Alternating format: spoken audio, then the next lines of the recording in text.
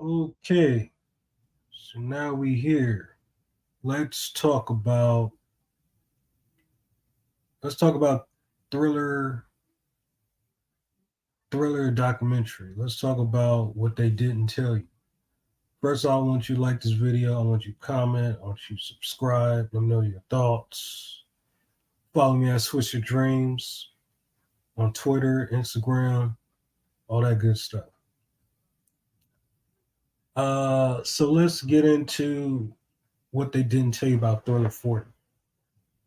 Well, when Thriller was created, when the album was created and was made, it was considered horrible quality. The quality was horrible.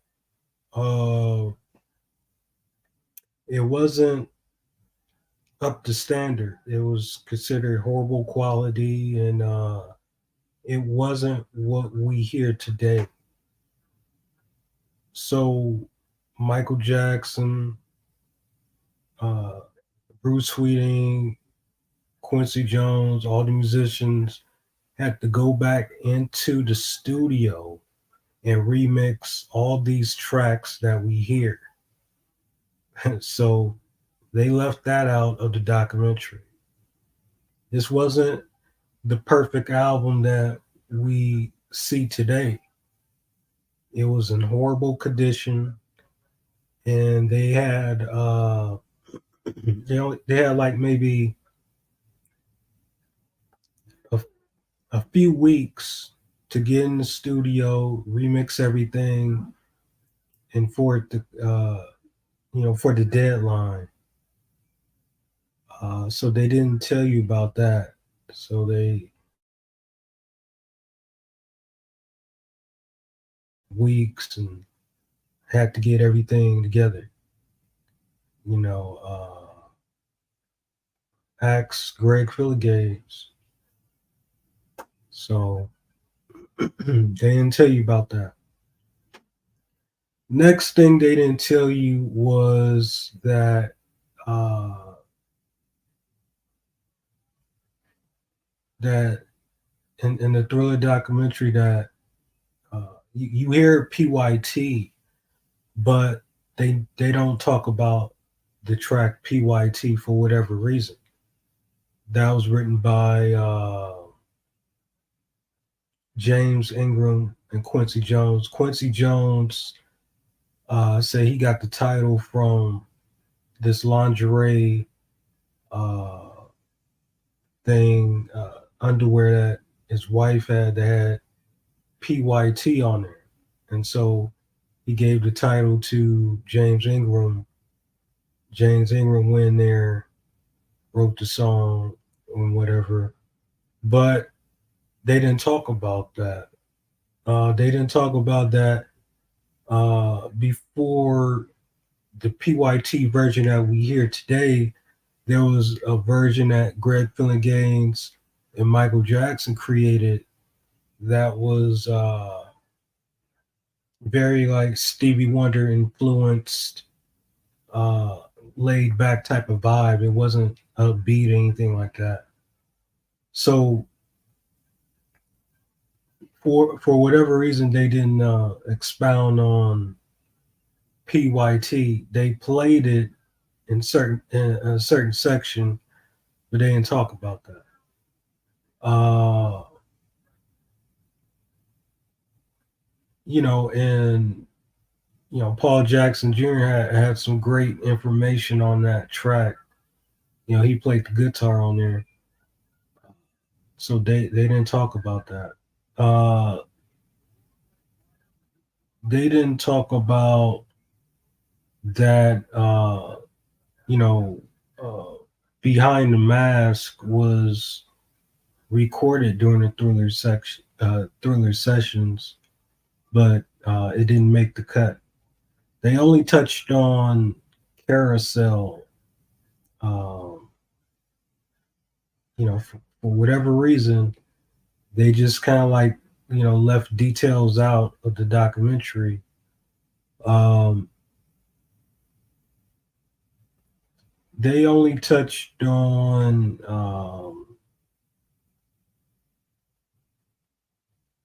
like I didn't see much of Bruce Sweeting uh, in the documentary.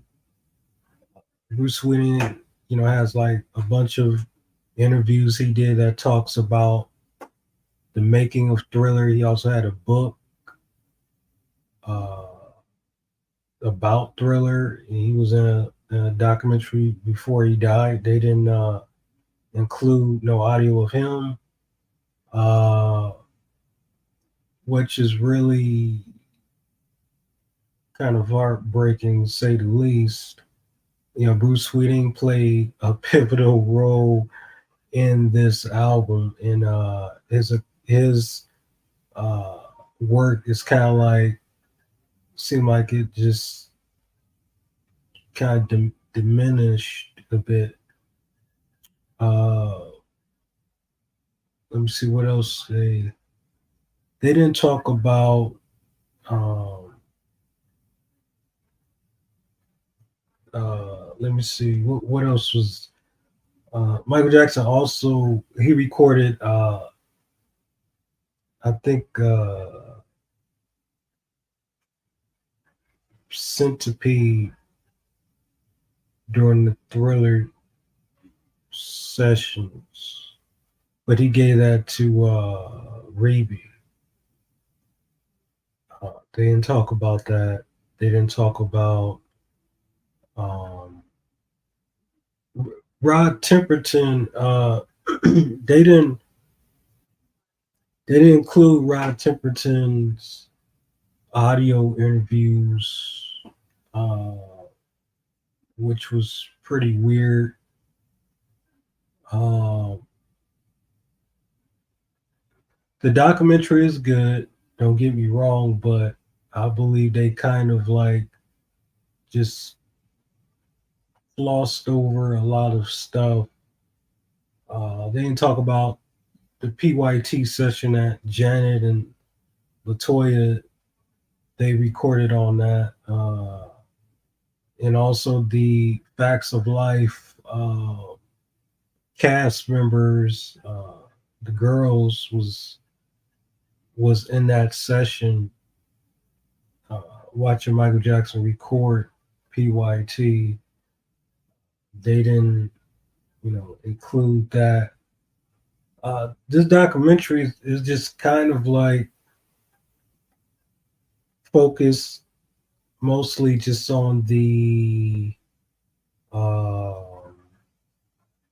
on the most popularized songs, but "Lady in My Life" was left out. "Lady in My Life" was like sampled. That was sampled quite a bit. Like LL Cool J made it, you know, that more famous on "Hey Lover" with Boys to Men, and then you got let's see what else you got. "The Girl Is Mine." They didn't talk about. They didn't play the demo. They didn't talk about Michael Jackson recorded uh, a version that was very different from on the album. They didn't talk about that. They didn't talk about they like "Baby Be Mine." They just kind of like just flossed through it. They only spent like maybe a minute. That's about it. The documentary is good. Don't get me wrong, but there's some stuff that was just left out, and they kind of like it looked a little rush. It's like one moment they're concentrating on Thriller, uh, then it's kind of like they went to Billie Jean, Beat It, then it's like back to Billie Jean, and no uh, no consideration for talk about PYT or a little deeper, Baby Be Mine. Baby Be Mine, which Greg Filigaze played synth bass on there. Uh, uh, the drummer who did kick drum, he passed away. So, uh, what's his name? Indu Chancellor. Uh, yeah, he passed away a while back. Uh, it's just kind of it's kind of weird the way the documentary is, the way they did the documentary. Uh, I expected a little bit more, but they focused more on the style of Thriller, like the statement that it made.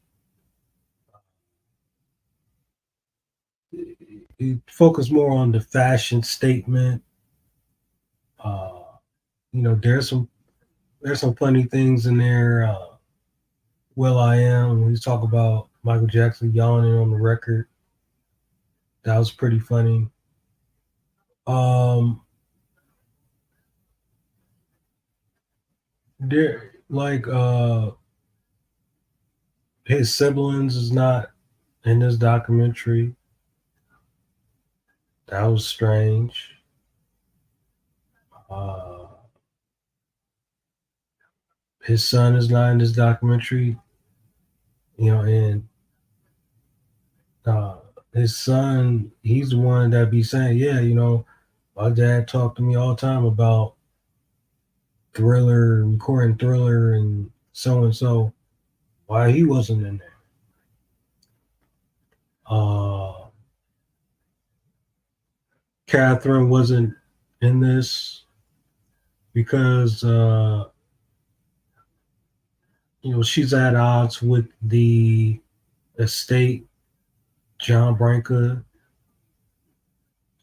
She's kind of like in a lawsuit with them. So, uh, you know, that's the unfortunate thing about that. You would think she would be in this documentary. Um, there's some key people missing. Miko Brando, uh, he's missing. He was around during this time. He's missing. It's so much that's missing in this documentary that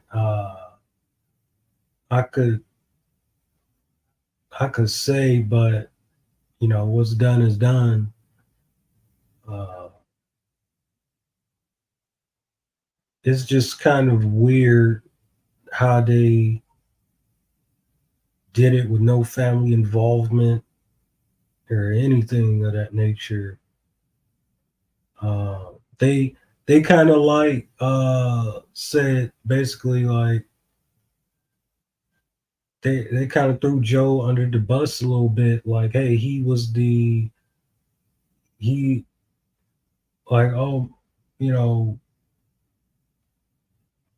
he kind of like diminished Michael Jackson plans to uh, tour solo, and he decided to do Victory Tour, and then they kind of blamed Don King for the Pepsi commercial. That wasn't right. What what does a Pepsi commercial doing a deal with the Pepsi commercial got to do with the people uh, who ultimately uh, who did the pyrotechnics? Like they blamed Don King for that. That was kind of weird. They're like, well, if it wasn't for Don King, Michael Jackson uh, wouldn't have got burned, and he wouldn't have been on this pain medication, this and that. I mean, are we really taking the blame away from key people? Are we really doing that in this documentary? Nobody wants to take accountability, or you know, you know. Now, what I give them credit for is they touched on the MTV situation and kind of basically said like, hey, you know, they were all white and they don't take accountability for uh, basically saying they didn't want any black performers on there. And Rick James was really the first one who was vocal about it. And then, Rick James was advocating for Michael Jackson to be on, uh, to be played on MTV, but uh, he could only do so much. He with Motown, and I'm not sure who Motown was dealing with at that time, but uh, he could only do so much with the voice he had.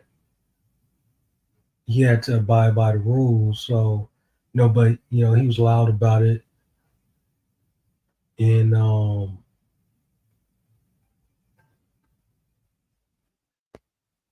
you know, once Michael Jackson got in the door, uh, what happened was they kind of centered MTV around him and the whole Thriller thing. So he did change the landscape. That's true. And like I said, a lot of people was like kind of like missing in this documentary.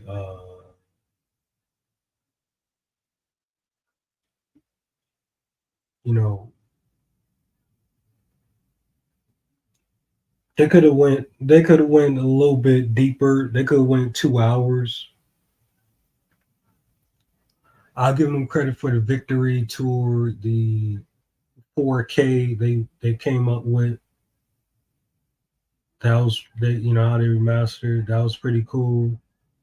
My only thing was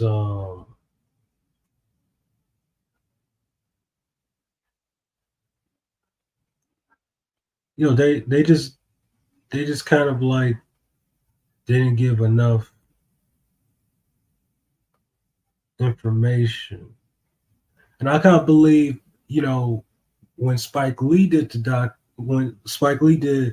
Off the Wall and Bad, you know, you could tell on Off the Wall they only gave him with Off the Wall they only gave him so much creativity as opposed to Bad 25. Spike Lee, you could tell Spike Lee had a bunch of creativity with that. Uh, and he was able to get more people in there. You know, uh,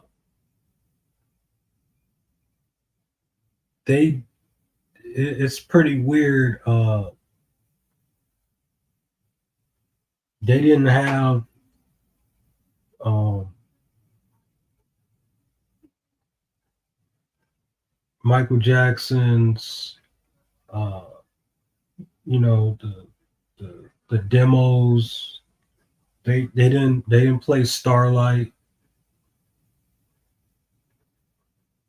right? They didn't play that. They didn't.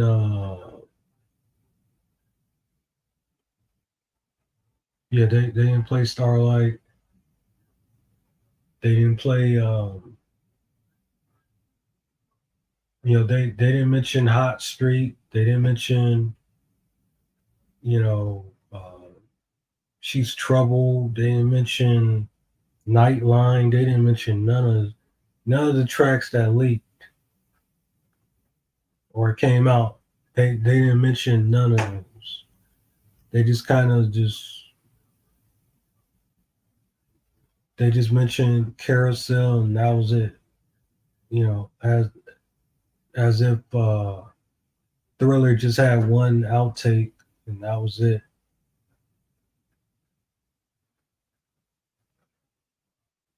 Nelson George, he did what he could, I guess, what the state wanted him to. I give it an 8 out of 10. I think it could have been a little bit more.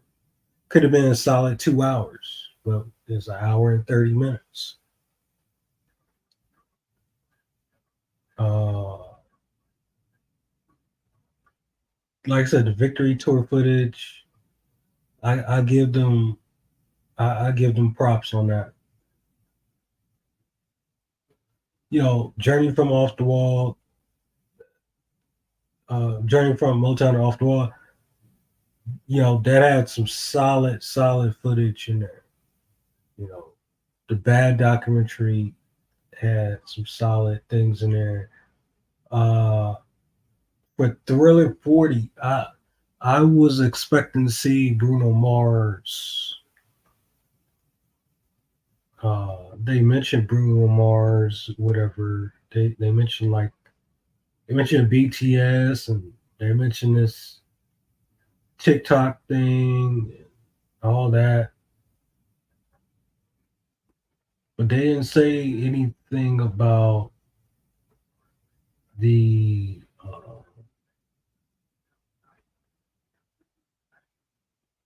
I'm losing a little concentration here. My bad. They just they could have just went deeper. That's all I'm just trying to say. They could have went deeper. They could have. Uh, they didn't. For me, they didn't go deep as the Bad Doc. The Bad Doc, or should I say Bad 25 documentary, had a little bit more to it.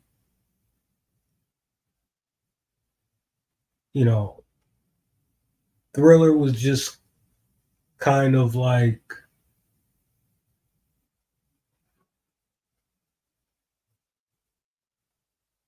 it seemed like it was just kind of like, oh, this Thriller documentary, let's knock this out and let's put this out.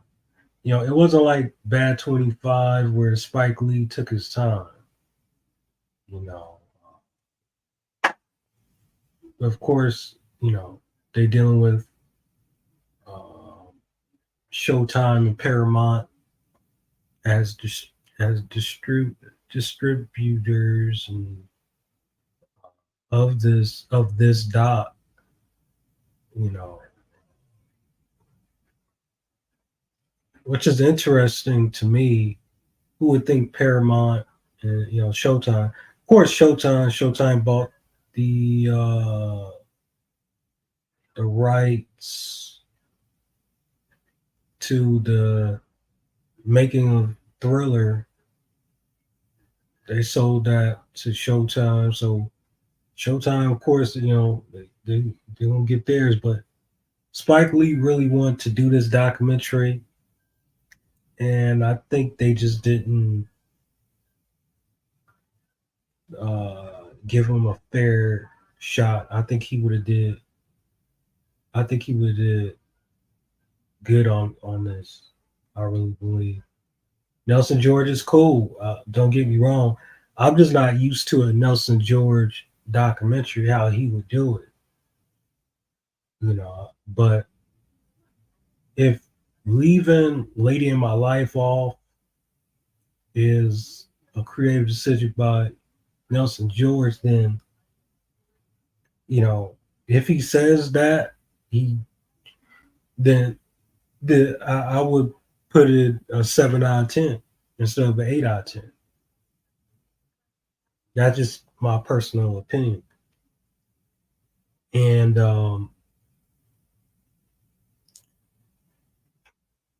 Thriller was really monumental. But yeah, I was talking about Bruno. I was like Bruno Mars should have been in this documentary. I mean, he's kind of like at the top of the podium right now. Like that would have been a hell of a thing to put Bruno Mars in this documentary because we all know, 24 Karat Magic. I mean, that album right there, even though it was New Jack influence, it was still some Thriller in there. 9 tracks. I mean, come on, neck to neck. Like he Thriller ends with a ballad. Thriller album ends with a ballad. Bruno Mars ends his album with a ballad. It's chess, not checkers.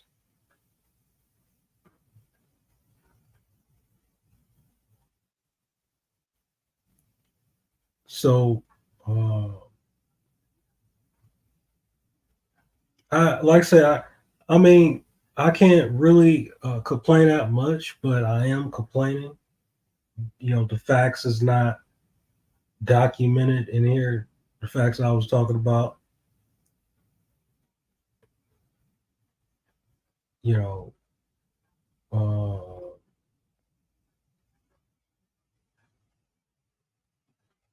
because Thriller album was really a team effort. You know, uh, like I said before, Thriller album was in bad condition. Michael Jackson literally was in tears, crying. He was sick because Thriller was just horrible quality. And Bruce, Quincy, Michael had to come back in there. They had to be uh, you know, Michael Jordan, Mike Tyson, Kobe Bryant go in there and just create a monster and redid it, remixed everything, and it came out. So they didn't tell you about that. They just, say, hey, Thriller just kind of appeared out of nowhere and it became a sensation, you know. But people don't understand the work behind it. People don't understand that the music, there's like music that was recorded that was left over. So, you know, it's probably like maybe 40 something tracks. I think it was more than 40. It was probably like over 40 uh, something tracks. Only a certain amount got recorded. And maybe it was 50. And I think maybe close to 40 got recorded, I believe. But now we'll see what they're gonna do with this dangerous documentary. I'm hoping Spike Lee comes back for that because I kind of believe that Spike Lee should have did this documentary and then Nelson George could have took over Dangerous. Nelson George spoke of interest, of that new jack sound that Michael was dealing with Teddy. He talked about this after Michael Jackson died. So I'm surprised he didn't get on it and release it or whatever.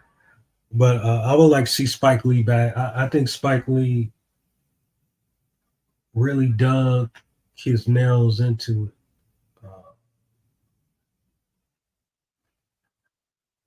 You know. But that's all I'm gonna say about that. Like this video, comment, subscribe.